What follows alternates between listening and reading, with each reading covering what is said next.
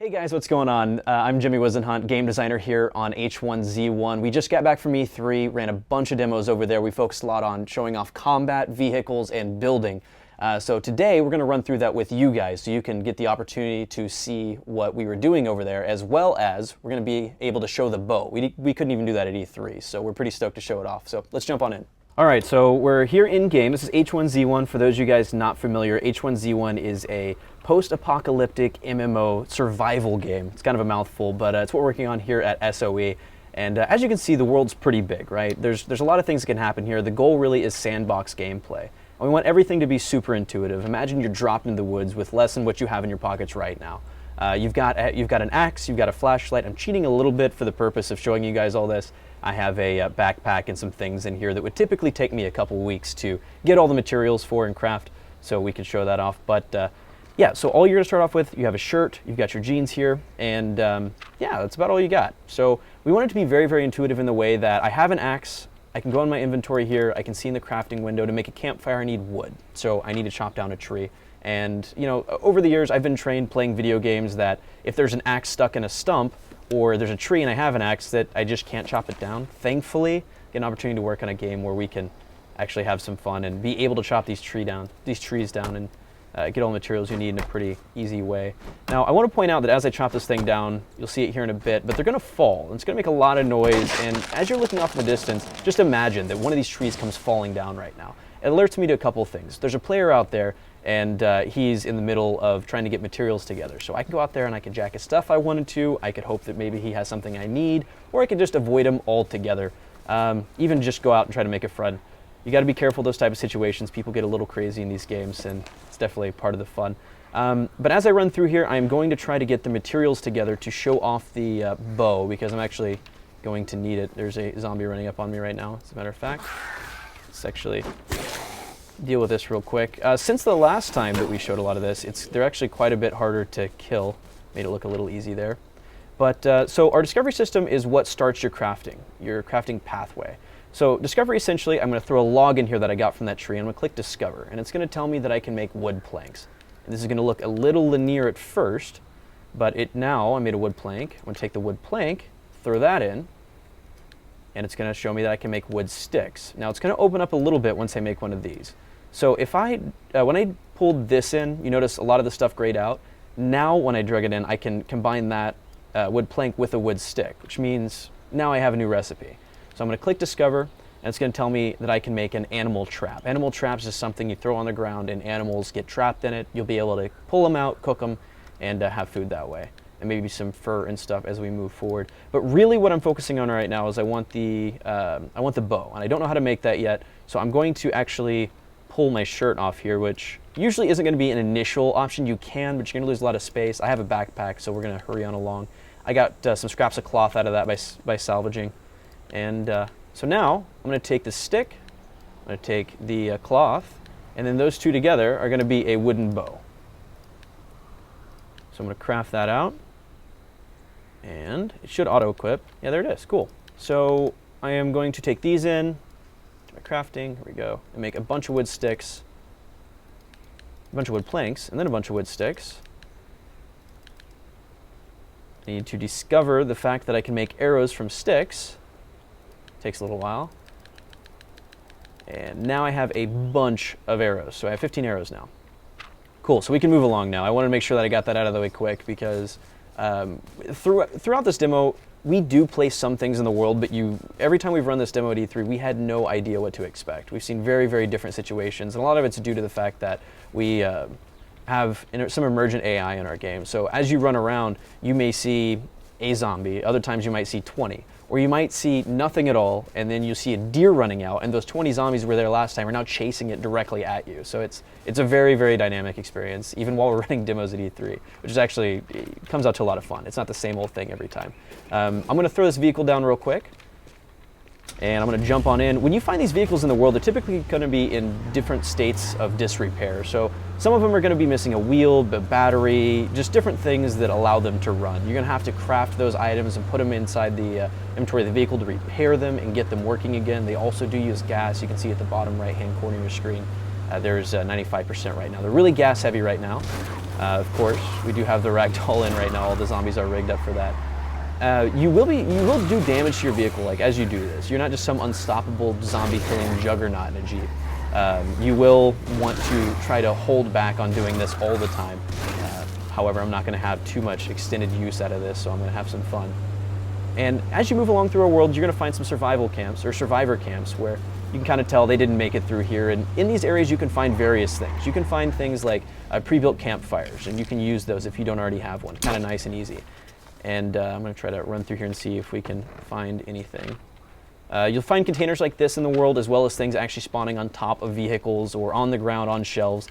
And the things will be kind of where you expect them. So you're going to find food in shelves. You're not going to find it kind of laying around unless you're at a campsite and maybe around the campfire. Oh my god, I'm getting destroyed behind me. Making this look a little easy right now, zombies, and I think we want to continue down this path. It's pretty exciting, is that they're pretty rough to kill unless you shoot them directly in the head.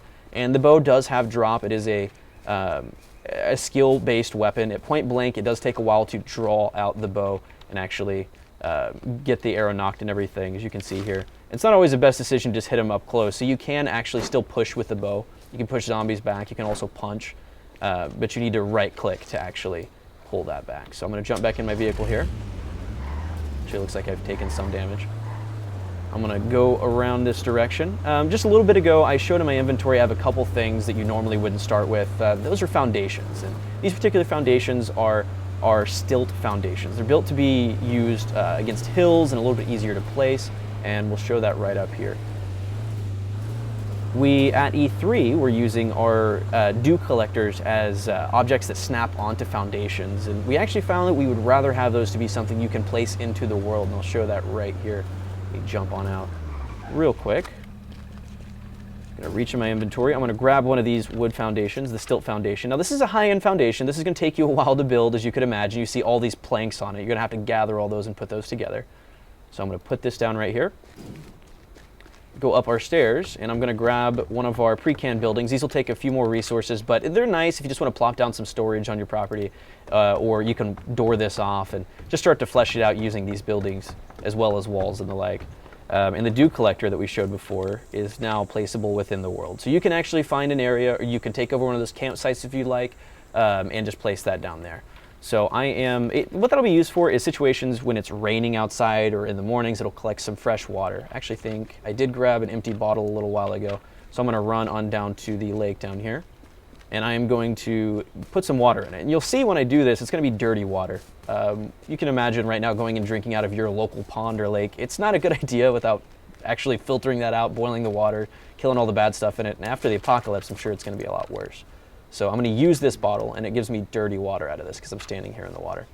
And if I drink that, it's going to do some damage to me, and I'll actually do that right now. It's going to do some damage to me, but it's also going to give me some hydration. So it's a little bit of a trade-off. You can filter that out with charcoal filters and the like, boil the water, and but the dew collector solves that problem. As you start crafting that sort of thing out of a tarp and wood, you'll be able to be more self-sufficient and not worry about the dirty water. You can collect fresh water that way when it's raining.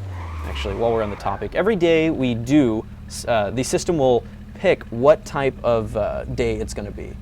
It could be a rainy day, a sunny day, it could be darker when it's cloudy outside, and you can see it can vary anything from this, which is a very light rain, which actually I think you can see here, all the way up to something like this. And you can see it actually affects the environment. It's going to affect the dynamics of the vehicles. Your character's going to get wet. He can get cold if it's too bad outside. You need to stay dry. We've actually worked out the system because we don't want anything to be decoration to not rain underneath trees. So you'll be safe under here. Throw down a campfire and you'll be solid. And dry everything out, cook your meal and all that fun stuff. So moving on forward here, I'm going to turn the lights back on. I'm going to see what's happened. We actually have some zombies that are typically in this area, but this is where it's so unpredictable. Sometimes the deer comes running through here, a wolf causes a ruckus, and they go running off. So let's see. Looks like there are some here. See if we can hit this guy from this distance. Barely. And the rain also, it's also not just something that can affect your character and just be pretty on the ground. It actually affects the how it looks during the day as far as like the lighting and everything as well. So it is a little bit harder to hit these shots. I'm going to run up here and see if we can find anything. We had a gun up here for the demo. I'm actually glad that we don't have it anymore. I get to use the bow some more. And I'm actually not going to make it through. I'm a horrible shot with the bow apparently. regardless of the fact I work on it, I can't shoot worth a darn. So I'm going to run back down to my Jeep. I'm going to go around the corner up here and show you guys a little bit about our dynamic weather and our time of day stuff. If you're not familiar with that, it is a full 24-hour day cycle. We do tune how long that lasts, and I'll speed that up and show you guys what the day, oh my god, what the days and the nights look like. As it's a huge difference in gameplay depending on when you log in. We want to make sure that there are reasons to play at night as well. I'm actually just going to stop over here on this bridge and see if we can change the hour a little bit. This is a rainy day, and this is about noon on a rainy day. A really, really rainy day, really Pacific Northwest, you can see there. And as it starts getting a little bit darker on in the day, let's say something like 10 o'clock. I'm sorry, 8 o'clock rather. 8 o'clock at night starts getting pretty dark, and the darkest you'll see in our game is when it's raining outside and 3 a.m. And it gets pretty intense. You do start off with a flashlight. It will run out of battery. It has changed our game completely. If you hadn't seen anything from us in a while, we used to have a torch. We pulled the torch from the starting equipment because, frankly, everyone was on fire within 5 seconds, and so was everything else. So flashlight, I think it looks a lot cooler. It adds a different feel to the game, and it's a better point light overall. But yeah, that is H1Z1 in a nutshell. I'm Jimmy Wizenhunt, game designer on the project. We look forward to giving you guys more updates on the game as we move forward, and we hope to get you guys in as soon as we can. Thank you.